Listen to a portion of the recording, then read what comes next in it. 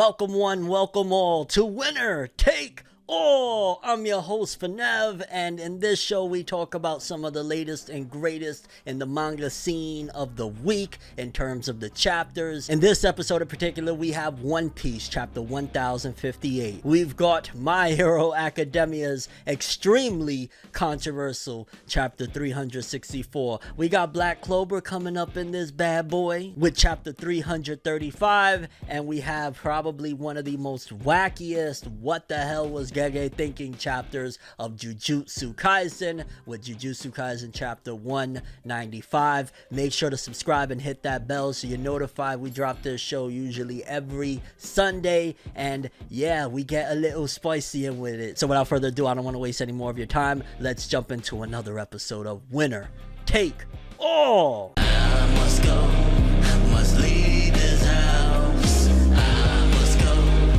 the time is now. I must go, it's time to get out. Okay, so with this episode, I didn't know where I wanted to start off per se, but then at the same time, I kind of did, if I'm being honest, because One Piece, back with that greatness. I knew coming into this chapter that we're getting into a break next week, and in case you don't know the flow of One Piece's manga, when we're headed towards a break, usually Oda makes sure that he leaves a massive impact so that you're excited and looking forward to that next chapter. I mean, for the most part, One Piece has been hitting. I mean, you could argue that the ending of Wano, people had their complaints. We discussed it in last week's episode, but One Piece, especially when we're going into a break, it be hitting, and I ain't gonna lie, this chapter, dog, had me laughing, had me thinking quite a bit, had me looking side eyes to a certain degree at a couple of aspects, but nevertheless, dog, we've got to talk because Buggy. As a matter of fact, no, before that, we got to talk about what went down with the new bounties for all of the Straw Hat members. God damn, there was a lot to talk about. Let's just talk, because the chapter is called New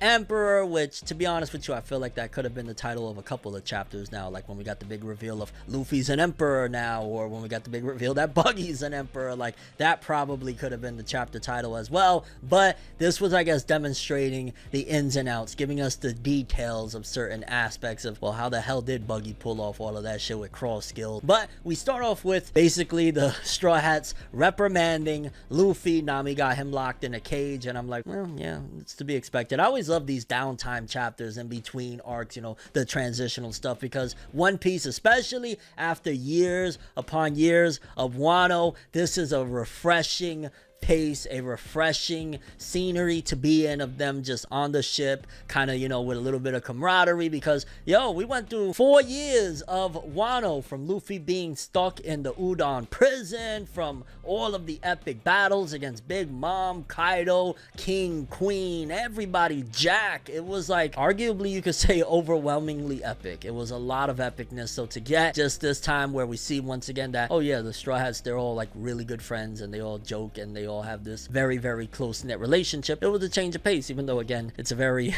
toxic relationship at the same time, because you got one hand Luffy doing dumbass shit, being provoked by Kid to jump the waterfall, opposed to just going down nicely from Wano, and then on the other hand, you got Nami locking him in a cage. And I absolutely love, like, you can see, because, you know, this is pretty much the first time where we're seeing Jinbei outside of massive epic stuff of Whole Cake with Big Mom, or, you know, the Emperors and all that stuff. To see Jinbei being incorporated, well, how does he fit with all of the Straw Hats? And to see his confusion with certain aspects of, like, Conqueror's hockey, no, it's just that Nami is a badass, and at the end of the day, the crew know when and who to respect. And yeah, she's been having Luffy by the neck, which, I mean, at the end of the day, dog, you're risking everyone's lives. What are you doing? But the first big piece of the chapter that we have to discuss are the new bounties are in. We already got Luffy's bounty, but now we got all of the Straw Hats. And for the most part, I feel like it was on par, but I will say this. It does feel like, wow, the bounties have gotten absolutely insane, because, you know, we've seen all of the bounties back in the day for a lot of different crews or whatnot, but I guess it's also a testament to where we're at in the story, considering the fact that we're in the quote-unquote final arc, according to Oda, Asta and Shonen Jump and Shueisha. I guess we kind of gotta be here now, but I remember I used to dream of the days like,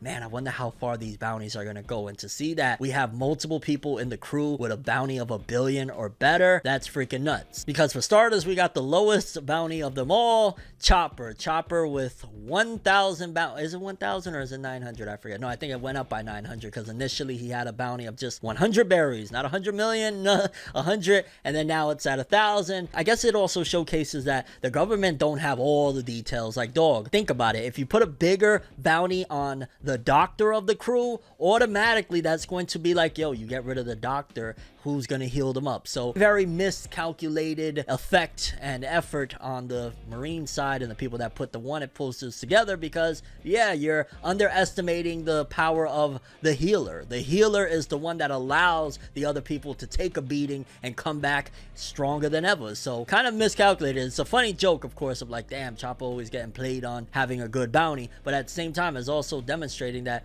they're underestimating the power of the healer. Then we got Nami at 366 million, and I was kind of like, never in a million years that I think Nami would be that high up. But also it just demonstrates yet again, Straw Hats are here, because if the weakest link, well, one of the weakest links, quote unquote, which I don't think Nami's weak by any means, to be honest with you, but if she's hitting the hundreds of millions with 366 million, that's demonstrating again, we here, fam. Then we got Brooke at 383, Frankie 394, and now they pulled the joke that was originally done with Sanji of having a different person on the flyer. Now they just got the Sunny. It's almost as if they wanted to at the same time. If you think about it, it could be a smart tactic on their end of like, yo, we're gonna put the picture of the Sunny so that people know what the Straw Hats are driving. Actually slick now that I think about it, because realistically, can you put a wanted poster on a inanimate object, or you know, how does that work? So it probably is beneficial to them. Spread the word, this is what the Straw Hats ship looks like. And at the same time, because they probably have the intel that the shipwright is Frankie, kind of kills two birds with one stone. Although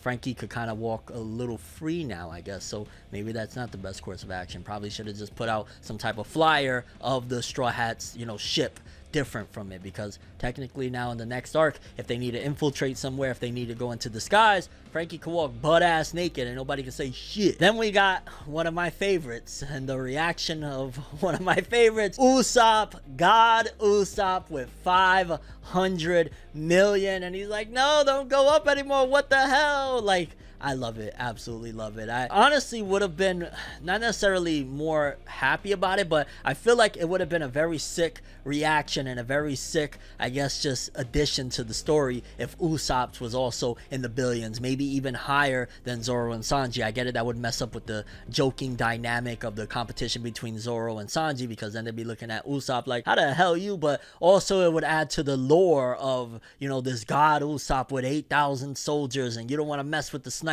of the crew. But either way, a win is a win, a dub is a dub. Usopp 500 million. Love to see it. Then Robin's almost 1 billion, 930 million. Clearly majority of that is due to the fact that she's able to read the poneglyphs, and there until there's abolishment of the world government or something happens, they're gonna hunt down Robin forever because of her ability to read the poneglyphs. Unless the poneglyphs are all completely destroyed, they're gonna go after her viciously, because realistically, while Robin did do some work on Wano, ultimately she should be somewhere close to, you know, the bounty of any of the other Straw Hats, like, you know, maybe 400 million, 500 million. It's legit. All of that, not all of it, majority of it is attributed to the fact that she's, you know, able to read the poneglyphs and they're on her head top. Then we got Sanji at 1 billion. Yo, 1 billion 32 million. Goddamn. Jinbei at a solid 1.1 billion, and Zoro at 1.1 billion 1100. So Zoro only really beat out Sanji by a little bit, even though Zoro was talking smack. Like, realistically, Sanji got his shit up immensely. Like, I wouldn't honestly think that that would be fair, to be honest. Now that I think about it, like, yo, what Zoro did on Wano, taking a blast from Big Mom and Kaido, you would think that that would be enough to make him probably be at 2 billion. So the fact that he's down there is interesting. I mean, I get it. That's still, yo, he's pretty much the second highest that they got, but think about it. He's not that far off from even Robin. Robin at 930 million. He's at 1.1 1100. So yeah, I mean, he outclasses all of them, but I feel like Zoro's should be a little bit higher. Maybe that's just me. And then, of course, at the top, something we already know, Luffy with 3 billion. But if you think about it, oh my god, as we're going through this review, I know if you think about it, Luffy at 3 billion and still being under some other people, it's kind of showcasing that there's still a little bit more to go. Even though we're on the final arc, the final stretch or whatever, there's still a little ways to go, because everybody is kind of having a little issue, I guess you would say, with their number, with Sanji still feeling inferior, that Zoro's higher, and even Jinbei's higher than him, and then Luffy, despite, you know, what he did, which I would call cap to a certain degree on the bounty difference between him and Buggy, and we'll get to that in a bit, of Buggy's bounty or whatnot, because at the end of the day, taking down 2 emperors with your crew, that should put you above majority of people. He should be above Mihawk. He should be above Buggy. He should be damn near closing in on Rogers, because that's way too huge to ignore. Like, you took down 2 of the strongest people in this entire world. That's worthy of being damn near at the top. Honestly, that's worthy of being close to being Pirate King. I'm just gonna call it right now. Like, that is too big to ignore. Of he beat Kaido and Big Mom, 2 of the strongest people that, remember, the Marines were so freaking scared of going to Wano, not because of Orochi's little bitch ass, it was because of Kaido. So you take that into account, and then Big Mom, and, you know, basically freeing Wano from the clutches of pirates. I mean, I get it, they don't care about Wano. That's, you know, foreign land to them that they don't have control on, so they don't care. But nevertheless, the accomplishment is way overwhelming to put him under Cross Guild, humongous. Buggy, you know, he's done some crazy shit from Warlord to Emperor and all that, but damn. And then we finally see Buggy, and I don't care what anyone says, these are the parts of humor of One Piece that I absolutely love. I was freaking dying reading this chapter when the first time we cut to Buggy, and he's there with a sword to his neck, and Crocodile and Mihawk are there ready to freaking cut his head off and knock him the fuck out. It looks like they're ready to put a little bit of work in on him, and yeah, I'm extremely happy that we got the explanation, because to be honest with you, I was like, how the hell was Buggy able to pull this off of getting these 2 people to be under him? And the way it was done, nicely played, Oda. And also nicely played that he went to the extremes of having Buggy beg Crocodile and them,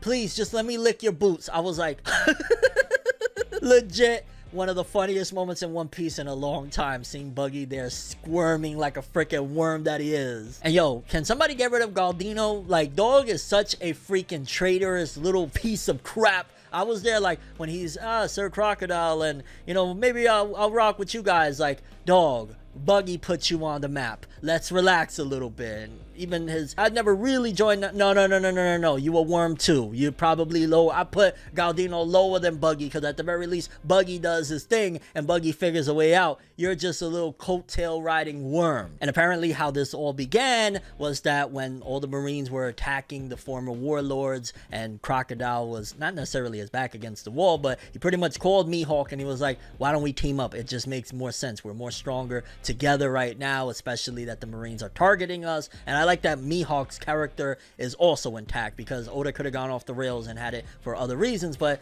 Mihawk's just literally like, I want to live in peace, dog, so let's rock. If we got to do it this way, fine, but I want them to leave me alone. They keep on bothering me. And also, it was nice to know how the hell Buggy survived the Marines coming after him. Apparently Crocodile came and sunk all the ships that were coming after him, but wasn't on any valiant rescue. It was pretty much pay up. Pay up. And the callbacks to Impel Down, I just, oh god, man, I know I gush like a One Piece fanboy, but that's just the way I roll around here, dog. I like to be honest. If I hate it, I hate it. If I love it, I love it. And all of this chapter was just great. Like, there's times where a setup and build up chapter can almost feel more epic than a straight up action packed chapter with, you know, new transformations and all that. Like, that's cool, that's beautiful, eye candy, all of that stuff. But when you get the substance like this and the real fine details from point A to point B that doesn't leave you bored out of your mind, like just simple exposition dumps to get it all the way Oda does it, it just works so well. It keeps me laughing and interested at the same time, because apparently Crocodile had lent Buggy money and he came to collect. He's like, yo dog, where's my bread? And Buggy's like, I'm broke. And I'm kind of wondering, like, how are you broke? But I guess because he got a lot of mouths to feed. But I'm still like, dog, all that you've done. And it looked like he was up, you know what I'm saying? But I guess Buggy was capping. Like, he was capping hard body to the point where I even was fooled. Like, I thought at the very least, like, okay, he's probably making bank. He got all these people rolling with him. But no. Broke boys. But basically, to save his ass, he made a deal with Crocodile. Like, yo, how about I work under you with all of my people, and we got a whole bunch of advertising expertise, like we can get it done. So he basically slithered his way into not getting his cap peeled off, because yeah, Crocodile would have tore him apart. Like, let's not get it twisted. Let's remember that Buggy is a clown. He's a true to blue clown, and I'm not talking about his look, like personality, everything about him. He's a clown. I mean, for crying out loud, he's begging people, please just let me lick your boots, come on. And the explanation that I was very much so waiting for, because yeah, how do you do that, dog? How do you convince Mihawk and Crocodile to work under Buggy? It would never make sense. Like, even Luffy said it a chapter or two ago, Mihawk would never do that, let alone Crocodile. He'd rather rip his freaking head off than play that shit. Like, Crocodile, he would work under like maybe like a Kaido-esque person. I could see that. Likewise with maybe even Mihawk, but I couldn't see them ever in a million years, no matter what the play was. Like, yeah, we'll work under you, that sounds good. So to see that it was essentially the benevolence of Buggy, and how much his crew, even though he fooled them, how much his crew loves him so much that when they shipped out the flyers, they were like, we're upgrading him to first class, baby. He's gonna be the leader of this whole thing. So it wasn't even really Buggy's malicious nature that did it. And I'm kind of glad that at the very least Buggy realizes we laid in the game. We're in New World, the Marines are after me. He's not really trying to play around like that. It was his crew that did it, which again, I'm gonna call right now a big foreshadowing that next time Buggy is faced with some real danger that he can't really wiggle his way around, Buggy's crew will sacrifice themselves for him, unless they find out that he's a fraud and they all want to hurt him. That could also be the case, but because they love him so much to do that to Crocodile and them, they probably will sacrifice their lives, and that would be a very emotional moment, and probably one of the few times that Buggy might actually man up, because he understands that they love him so much. So imagine a really epic, tragic, and sad moment where Buggy finally, you know what I'm saying, puts on his big boy pants and says, I gotta do what needs to be done. I am living for that moment right now, damn it. And then we also find out Crocodile and Mihawk's bounties. Crocodile at 1.965 billion, and Mihawk above all of them with 3.59 billion, surpassing Luffy, which kind of makes it look like the Luffy has a lower bounty, but he's considered one of the emperors. Okay. And at the same time, he's working under Buggy, that Buggy has 3.1, I think. Yeah, it gets revealed in the chapter that he has a lower one. So it's a little nonsensical to the outside looking in. They probably just thinking like, yo, this Buggy, he's a mastermind, because, you know, you got to remember there's so many even accolades underneath him, that he was with the Pirate King when he was younger and shit like that. So he's just a master manipulator of perception. But the way Cross Guild will move forward is that Mihawk decided, yo, no, we could just put all the blame on him if everything goes south. So yeah, Mihawk, you're gonna do Buggy dirty in the end. Like, I wonder what he meant by that though in particular. Like, is he saying that with public perception or with the government, they could just blame this whole situation on him to try and get a better deal? Like, that's messed up, dog. Like, don't sleep on Buggy though, because when push comes to shove, he's gonna come out on top. He will be the one that will manipulate everything, where no, he's gonna get away scot-free. And then maybe you would call it Act 3 of the chapter. If Act 1 is Luffy and them, Act 2 is Buggy and them, Act 3, the revolutionaries, and we see Dragon. And anytime you see Dragon, you know, oh, it's gonna be an interesting one, baby. And it was already an interesting one with Buggy, Crocodile, Mihawk, and now Dragon! But interestingly enough, Dragon is upset with Sabo and goes as far as saying, if he really did kill Cobra, no matter the reason, I won't forgive him. So imagine we could get some type of civil war in between the revolutionaries. I don't think that's going to be the case. I 100% expect that Cobra and Vivi and all of them are Gucci. Sabo is somewhere hiding with them. He might even play it up for X, Y, and Z reasons, but I have no doubt in my mind that Cobra is still alive. I don't see, Sabo's never been like a merciless person to do some shit like that. I have no doubts Cobra is just fine and everything's going to be cool in the revolutionaries. But if, it would be fascinating, because you got to remember too, essentially Sabo is upstaging Dragon's name. Now granted, Dragon is a revolutionary and a grown-ass man. I don't think Dragon particularly cares who's looking like what. In fact, he'd probably be even more happy, because you got to think, probably Dragon looks at Sabo like, I don't get to be with my son. I don't get to be with Luffy. You know what I'm saying? We don't have no relationship or whatnot. This is the next best thing. My son's brother. I'd imagine that Dragon would be cool with Sabo being the bigger dog, you know, now that he's considered the Flame Emperor. And he approaches Kuma, which really awesome to see Kuma back looking in his normal form. I remember when I first seen that, I was like disturbed when they had him with chains on the ground and shit like that. I was legit a little traumatized seeing that. I was like, oh shit, okay, we're really going into full-blown showcasings of slavery, and that's Oda. He's not scared of the heat. He's gonna show what his story needs to show, even if it's based on sometimes historical shit that happened. And when he asked Kuma what was it that he saw, I ain't gonna lie, there was a line that demonstrated where Kuma's at right now. Like, remember, I think he's, if not completely, he's mostly robotic at this point, but Kuma's response, I got sad to hear it, because he says, I am yours to command. And I'm like, god damn, man, between, I'd imagine, being in captivity so long, slavery and shit like that, and then of course being pretty much fully robotic now, it's sad that Kuma, he's messed up. He's really messed up to be able to even talk like that against Dragon and shit. Like, it's sad. But the chapter ends off where the revolutionaries get a phone call, and it is Sabo, and I'm willing to bet next chapter we're gonna hear that he's there kicking it with Cobra and Vivi, or they're hiding out somewhere and he's planning on making his next move and meeting up with Dragon and them. Either that, or we got a civil war within the revolutionaries, and I think there's not enough time for something like that. If we still had 10 more years with One Piece, maybe it could happen. I don't think that's going to be the case. And with all that being said, fantastic build-up chapter. Honestly, I loved it more than I probably loved some of the action chapters and stuff like that. This one right here, it gave us the fine details. It explained some outrageous shit with Buggy being in control. It made me think a couple of different things of, again, Buggy's crew could potentially sacrifice themselves for him. We got all of these new bounties for the Straw Hats, for Buggy, Crocodile, Mihawk, all of them. Like, a lot of really juicy information. And then we even see that there could very well be a strain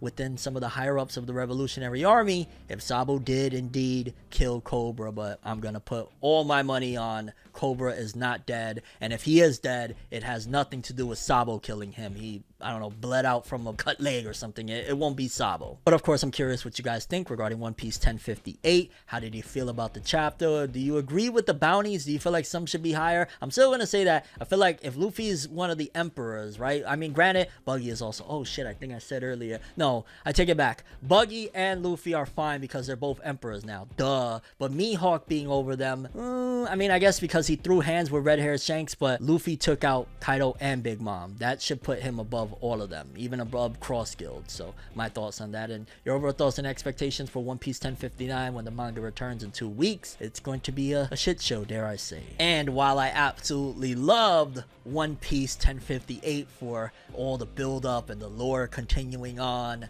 if I had that build up chapter, then the next one we're about to talk about was just straight up action and despair. Black Clover chapter 335. Talk about despair. I said it last week and I'm gonna say it again. Wow, Tabata, you just brought us straight into nothing but despair upon despair. It's like if Tabata is unhappy about some shit in life and he's just taking it all out on Asta. I mean, granted, a lot of people called all of the shit prior to, you know, this time skip campy. They were saying that, you know, the fall of Lucifero was terrible. So Tabata was like, all right, I'm just gonna abuse of Asta for the next however many chapters, because my god, getting rejected by Sister Lilly, getting owned by Lucius, and then now this. Tabata, why poor Asta? No. Because the chapter opens up with Lucius standing over Asta as Asta is down bad, saying, who cares, you only got a few minutes to live. And I'm like, god damn, dog, we really going full throttle. And I love how following that, Asta's true harem, even though the woman that rejected him is right there doing these dastardly deeds. Obviously Sister Lily's not right in the head, she's being controlled and all that stuff, but nevertheless, his true harem of all of his real ride or dies start immediately charging with Noelle in the front, Mimosa behind, and Nero right on the side. And I'm like, that's where you know you got that real love, okay? Fuck Sister Lilly, who cares? She's a mermaid anyway, she's never spreading them legs. Like, move aside, Sister Lilly. The harem is here, okay? And I gotta say, out of the three of them, I love that Noelle looked like she was the most upset. She looked like she was ready to hurt any and everybody over her Asta-kun, and I loved it. She immediately charges with an attack, and I'm like, that's how you get it done. Now, I'm starting to lean more and more towards Asta x Noelle. Granted, I feel like that's just solidified that's going to be the one, but I used to be more Asta Mimosa because I love that soft-natured Hinata-esque character, but if Naruto went with Hinata, Asta is going with Sakura. I mean, Noelle. And by no means am I saying Noelle is Sakura. In fact, Noelle is really awesome in comparison. I'm not trying to shit on Sakura, but yeah, Noelle has done a lot, and I like her a lot more than I liked Sakura back in the days. Sakura and Boruto, she's actually a lot more better. But this traitorous, no, she's not a traitor, but Sister Lilly blocks all of their attacks using this magic, this basically space magic, I believe it was. Because apparently Lucius purified Beelzebub. Shout out to Beelzebub, the manga. Love that one. But he purified one of the demons from the underworld into Sister Lilly using soul magic, and that's how she's able to just straight up block an attack. Because you think about it, like, Sister Lilly ain't built like that to be able to stop Noelle, Nero, and Mimosa. Like, no. But also something that I ain't gonna lie, I would love a full-on chapter of this. Tabata, by all means, if you want to give us a full Lucius chapter of what he was doing in the underworld, do it, because he's been busy during the time skip. Apparently he went through and conquered the entire underworld, top to bottom, the top remaining supreme devils all the way to the lower levels. He's been putting in work. I want to see that chapter, even if it's just one chapter. I want to see Lucius going through and owning every freaking supreme devil down there, because yeah, supreme devils are no joke. So the fact that he's able to do that, it just shows like they all struggled against one of them, Lucifero. They struggled against all of them, now I think, but it wasn't just one of them. Every last fight that they fought, granted they took the W, but they were on their last legs and they had to pull out all the stops. They had freaking Magna with this big giant setup and plan against Dante and them. Like, it was a very hard battle that of course they won, but nevertheless it showcases that if Lucius went down there and conquered all of them, oh no, this ain't a walk in the park. Like, Julius was strong, Lucius is a whole other being. And grabbing all their powers and purifying it, I ain't gonna lie, for a moment there I kind of felt like, yo Lucius, you been watching a little My Hero Academia, huh? You've been seeing All for One and what he's done? Hey, Tabata. And it seems like Lucius is creating his own army. He's calling them the Paladins,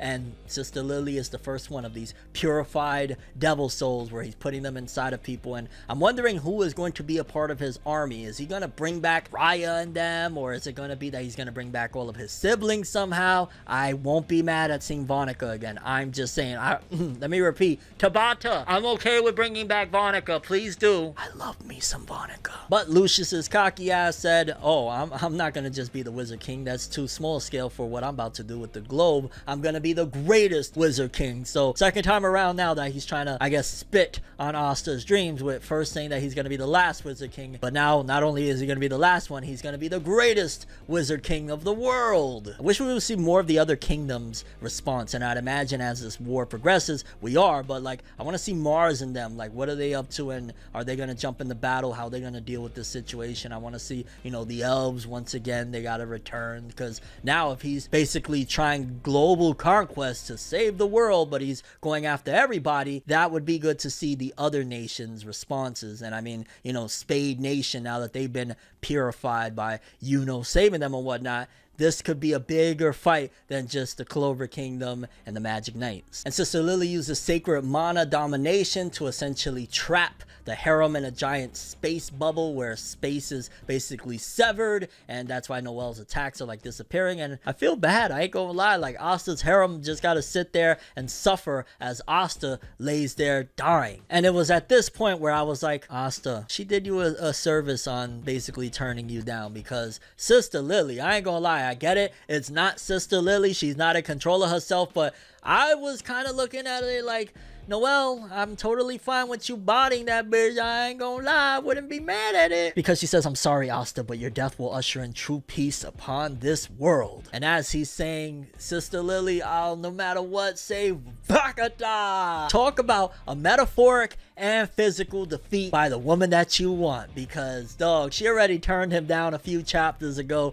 Start of the time skip was supposed to be, you know, coming in on some triumphant, you know, new world, and, you know, gets locked and shut down in his feelings aspect. But then now it looks as though she vanquished him, and I'm not quite sure what happened there per se. I don't know if she turned him essentially into dust, or she used the space magic power from Beelzebub to transport him somewhere, because it could very well be the trope of, even though Sister Lilly is being controlled by this purified soul magic and all that stuff, it could be the trope of, hey, Sister Lilly is in there somewhere and she took control for a split second to send him somewhere else. Think like Kuma with the Straw Hats, opposed to wiping him out completely. That's a possibility as well. I mean, let's not even joke around with, oh, is Asta dead? Like, let's not do what My Hero Academia fans have been doing lately with certain aspects. Like, let's not play around here. We know he's not dead. It's just a matter of where he's at. Is he inside the hole right there through the wall? Did she just blast him straight through the wall? Did she turn him into dust somehow and they'll be able to revive him? Or did she basically teleport him somewhere else? I'm gonna lean towards she teleported him somewhere else at the last second, because Sister Lilly is still somewhere in there. And Lucious goes on to say that Judgment Day is within 7 days. I love how, you know, the whole motif of what Tabata is setting up here is very, you know, religious oriented, but flipping it and showcasing like, yo, this is the evil aspects of all of this. You know, in 7 days you will die, and, you know, controlling people, and even the angelic designs like angels from, you know, historical context, but looking at them, they're basically somewhat evil, even though Lucius again has this pure goal of, you know, making the world peaceful. By the end, he wants to wipe everyone out. And he goes further to say that, yo, y'all gonna fight me till the end? I already saw that I won. Like, what are y'all doing? Because the Magic Knight captains are charging on their way. We got all of the big dogs, and I love William's response, because his reaction to things is going to be one of my most interested ones. I'm going to keep a close eye on him, because remember, motherfucker, don't be a hypocrite. Patri, that's all I gotta say. Patri, and all of the bullshit you did, how can you do anything but look at him and be like, oh damn, that was me a couple years ago, wasn't it? Wow. Anything else, and William, you are a buster bunk ass motherfucker. I just gotta call it. I gotta call it as I see it. William, careful with your response. But Yami screaming out at Julius, like, what the hell is going on? Oh my god. And Julius seemingly dips out, very much so. I don't care what anybody says, the inspiration is very clear. The way he dipped out was on some Sosuke Aizen from Bleach, with the little teleporting thing around, and the last thing we see is his eyes. That is Aizen all the way. You ain't gonna tell me otherwise. Shout out to Tabata getting some inspiration from one of the legendary big three. Honestly, yet again, a really epic chapter. Tabata shines bright when he does shit like this, when he doesn't allow the good guys to just triumphant victory. You know, he blasted, or Sister Lilly blasted Asta away, and Lucius looking like a monster. Although I will say this, if he dipped out, what does that say about his confidence to be able to take on all of the Magic Knight captains? Granted, he went to the underworld and rocked out and destroyed all of the Supreme Devils and purified them and shit like that, but maybe he's a little scared. Maybe that's Julius inside. Maybe that whole purified bullshit that he's spewing is not necessarily accurate. Maybe that's Sister Lilly was able to overcome for a second and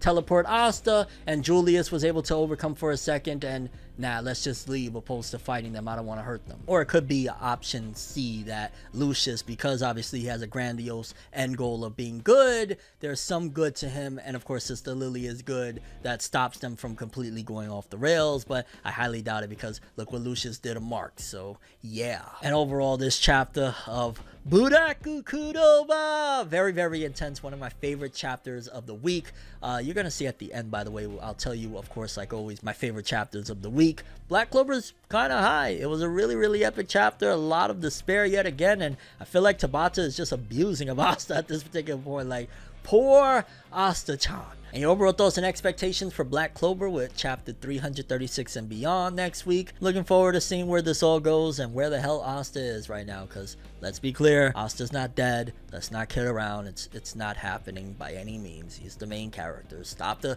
malarkey. My oh my Hero Academia fans, here we go. After 364 spoilers, whole catastrophe. We're here to talk about the full-length chapter now that we got it. In case you don't know, I made a video a few days ago talking about My Hero Academia fans went batshit nuts over what went down with this chapter in particular, because of the whole Bakugo edge shot situation. And I gotta say off rip that before we even talk about that stuff, let's move it aside, because I hate that fandom will see one glaring issue and immediately castrate the damn chapter. They'll immediately say, throw it in rice, it's terrible, despite the fact that there was a whole other big portion of the chapter that I absolutely loved. And I'm also going to say this right now, and you know, it's cool if you disagree or whatever, but despite the flaws that we've been running into with My Hero Academia as of late, and even the last couple of years, it's been ups and downs, I still gotta say, I'm a My Hero Academia fan. I still love the manga. Shout outs to My Hero Academia. Thumbs up for Horikoshi and this series. It's just really something that I have honestly over the years understood that I really love. I love the whole superhero aspect. I love seeing mangas take on superheroes, something like, you know, how One Punch Man does its own thing, of course, as well. But I just really love My Hero, and I just gotta say that because I've seen so much hate and so much vitriol thrown at My Hero Academia, at Kohei Horikoshi as an author. And yeah, it's not perfect, and don't worry, I will dive into my issues with the ending of this latest chapter and what happened with Bakugo, but I still love the big portion of this chapter. And you can't ignore that. Like, hey, if you have a test and there's 10 questions and you get 3 of them severely wrong or 4 of them severely wrong, you still get a pass. You know what I'm saying? You still get a 6 or a 7 out of 10, and by no means is that perfect, but there's still good aspects to it. That's something that I'm kind of a little bit, I guess, jaded towards with manga fandom as a whole, and I used to do it in my younger years, so I understand it's a learning curve of everything ain't gonna be great, but if there's still a lot of great stuff within it, you can't ignore it. Because the chapter opens up with Doc Garaki. I will no longer say Maruta Shiga. That's over with. I get it. It's Doc Garaki. And he's talking about, or this is, I guess, giving us a little bit of a flashback, so to speak, of what happened with that whole drug from the Overhaul arc. I love that something from the Overhaul arc has been carried over strongly into even, you know, the latest stuff, the, you know, grandiose of it all, the finale of My Hero Academia with the whole quirk bullet situation and that whole drug and stuff like that. Because after Shigaraki got his hands on it, of course, he gave it to Doc Garaki, and opposed to focusing in on the, you know, quirk destroying bullet, he used it the way it was originally intended. He recreated the way it's supposed to be, which honestly, that probably would have been the best case scenario of like, dog, you could restore anything. Like, the possibilities of it are endless. Granted, Doc Garaki couldn't really figure it out because we see what's about to happen with All For One, but at the very least, he kind of utilized it in a much smarter method. It's kind of like, do you want to shoot down your foes, which that's a great way to do it, or do you want to be able to, you know, be at your prime, especially considering that All For One was a sludge monster the entire manga, to be able to bring him back to his prime.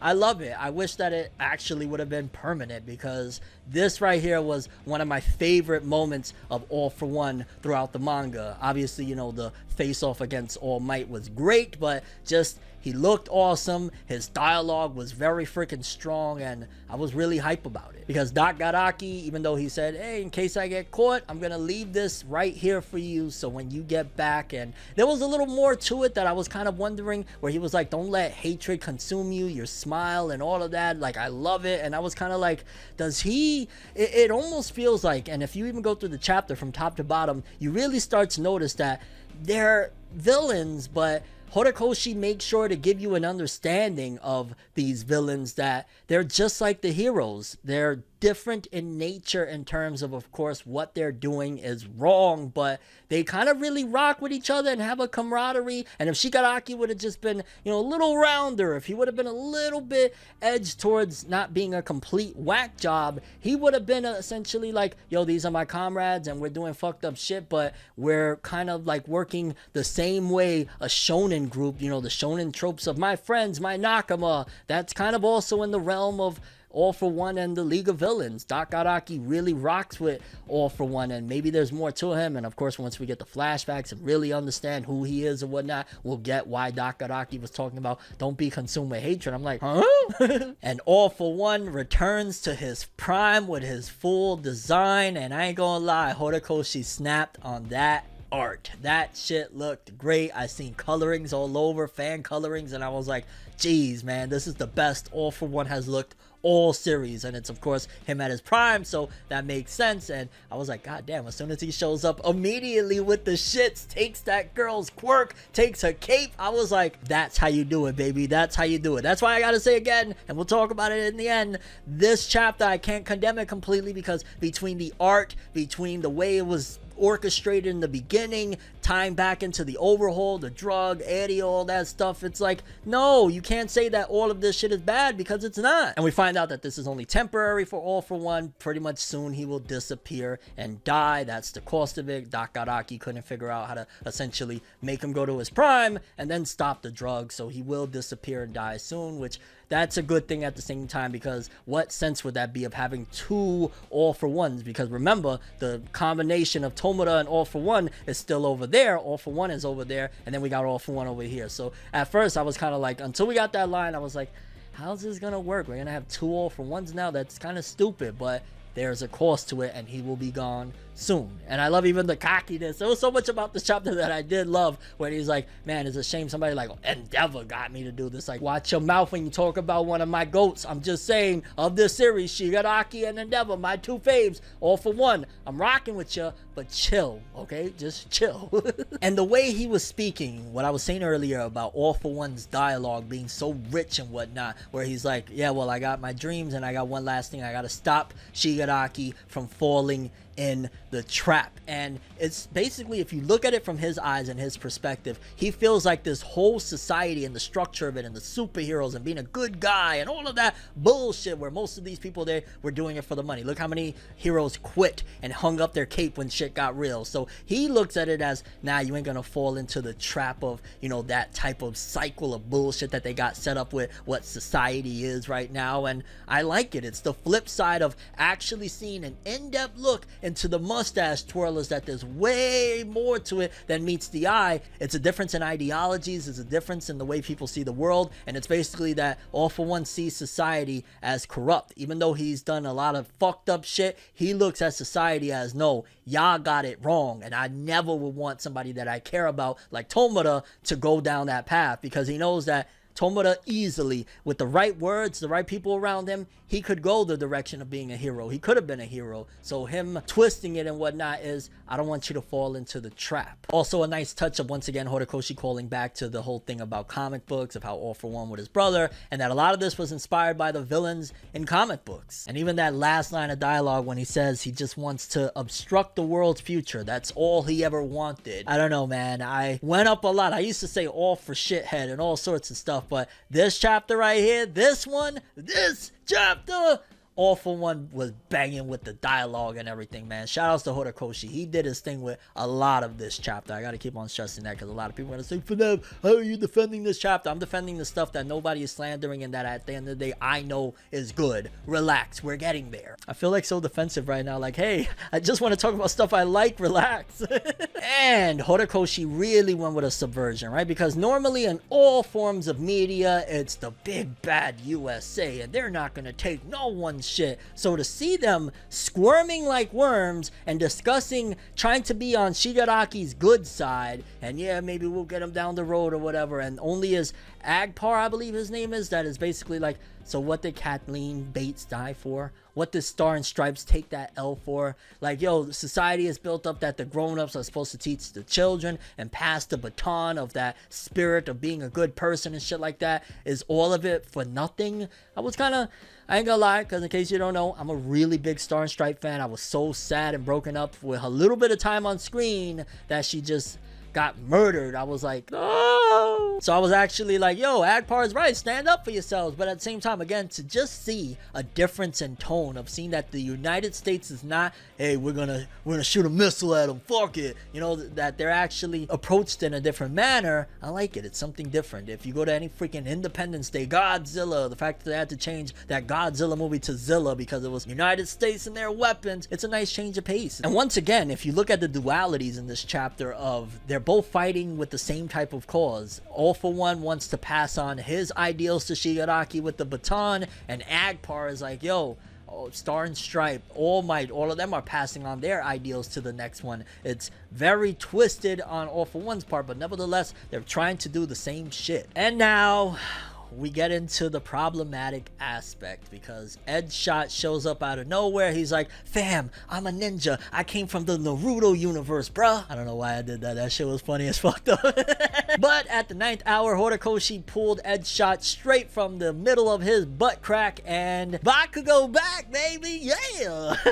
Because as Shigaraki's getting ready to stomp out Mirko and Meteo's jumping in and all sorts of stuff, Edshot basically says that he's going to turn himself, sacrifice himself essentially, and become Bakugo's heart so that Bakugo could live on. And I'm calling bull squirt, folks, because yes, it was great with the art and all that stuff, but there is one solution that could have easily solved this, and this is clear that Horikoshi did not have this plan. He pulled a dramatic move, maybe to get more eyes on my hero, maybe sales was starting to slip, or attention, or maybe because the new anime season's coming up and he wanted to build up hype. But this was not planned, simply because all you had to do was in the time skip or during the whole, Deku Vigilante arc or whatnot, add a few scenes of Edshot with Bakugo, showing that he believes in Bakugo, showing some type of relationship with them, and boom, this works perfectly. The fact that Edshot, one of the most irrelevant heroes out there, just,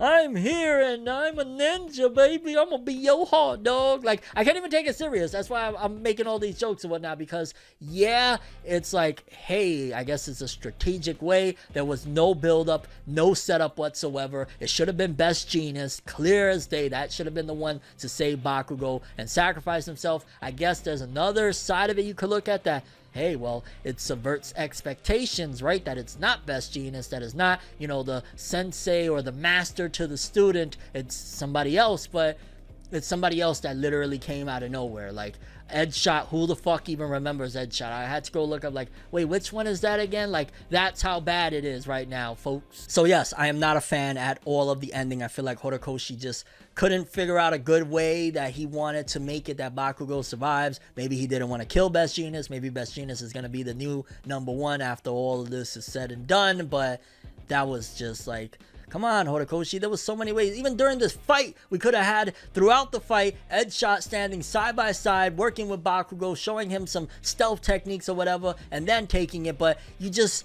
hey, Edshot showed up. He's a ninja. He's going to save the day. It's bullshit. And Horikoshi, I'm so disappointed that with a great chapter, you ended it off with such an ass pull that is like, dog.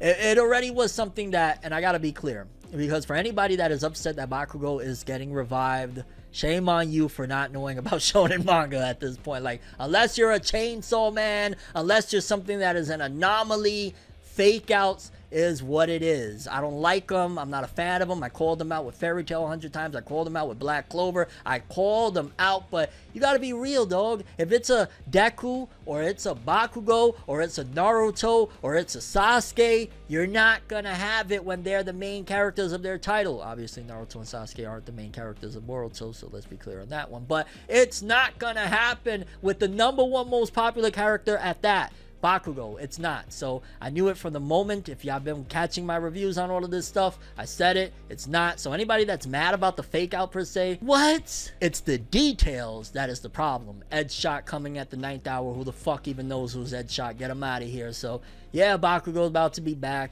And with all that being said, I gotta be once again very clear that I actually did rock with the chapter up until that portion. So I would say the chapter, if I had to give it a score per se, it would be like maybe a 6 out of 10 or something. Like -4 points clearly for the terrible ending, but All For One's new design, All For One using that bullet to bring him back, the United States, the subversion of they're not the big baddies anymore, they're actually being cowards as hell, the dynamics of the difference, but at the same time commonality between the ideologies of passing the baton from a villain to villain, from a hero to hero. There was a lot of really rich stuff with this chapter. It's just the ending sucked, but not because Bakugo is returning, because I already fully expected that. It's because of how he's returning. Fuck Edshot. I never thought I would ever say that in a My Hero Academia review. Fuck Edshot. Like, yo, shout outs to Crust. At least Crust went out like a G. Also, I gotta add, Horikoshi, Why are you abusing of my Mirko? Relax, bruh. Relax. But I'm very, extremely, extraordinarily curious about what you guys think. How do you feel about the chapter? How do you feel about the chapter as a whole? Not just the BS ending.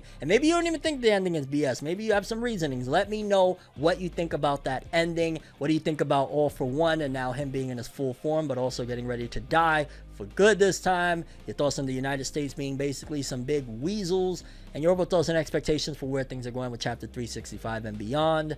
Pretty dope chapter up until that terrible ending. Yeah. Okay, people, and the last chapter of the week, one of the most strangest chapters of this series' history, I'm not gonna lie, Jujutsu Kaisen 195. I'm gonna just keep it real.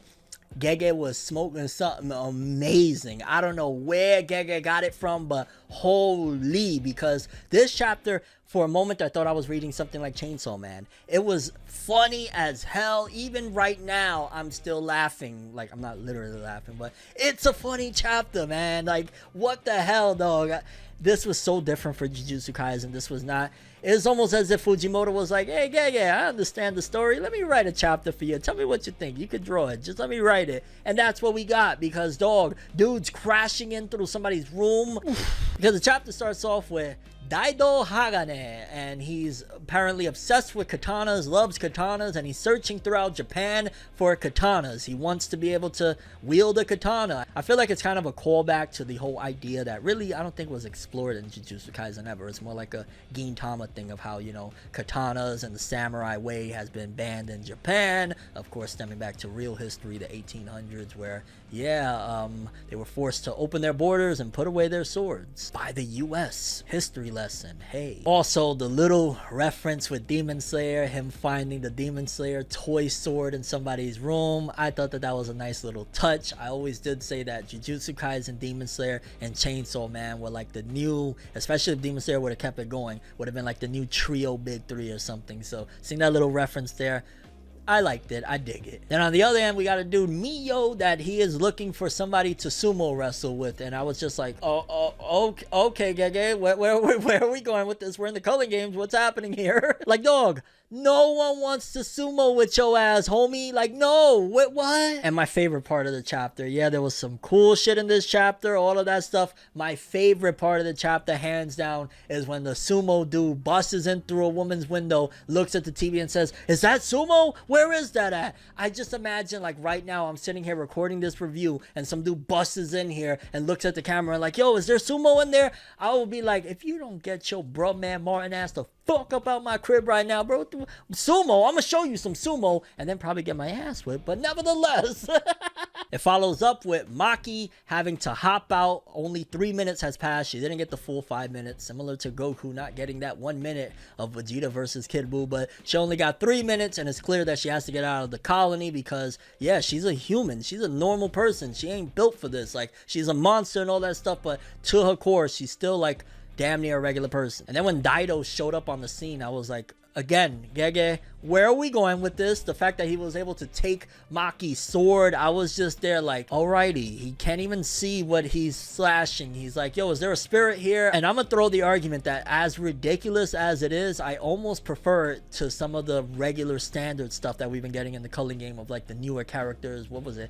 Hagoromo? I forget his name, like the lawyer and shit like that. All of that was cool. This just felt wild and insane, and I loved every minute of it. A dude looking for sumo, a dude looking for katanas swinging into the air. It was madness. It wasn't Jujutsu Kaisen-esque by any means, but I really liked it. I laughed so damn much. And Daido actually managed with all his slashing, because even though he's like a mindless brute, he's with the shits. He slashes through Naoya, and I'm gonna just keep it real. I really want to see Maki already finish him. I've been saying that a couple of chapters now. I want to see her spit in his face and kill him already, period. But we're diving into a little bit of character development where Maki thinks back, I believe that was Toji, and she's like, man, what's the difference between me and him? Like, why is it that, you know what I'm saying, pretty much she ain't built like him. She's built like him, she's a little mini version, but she's not quite on the level of Toji. And she notices that the sumo dude that he's trying to basically sumo with her has like a domain there. It's a simple domain, but I ain't gonna lie, it wasn't the greatest chapter in the world, but it was one of the funniest, one of the weirdest, wackiest, and I really adored it. Great change of pace for Jujutsu Kaisen that has been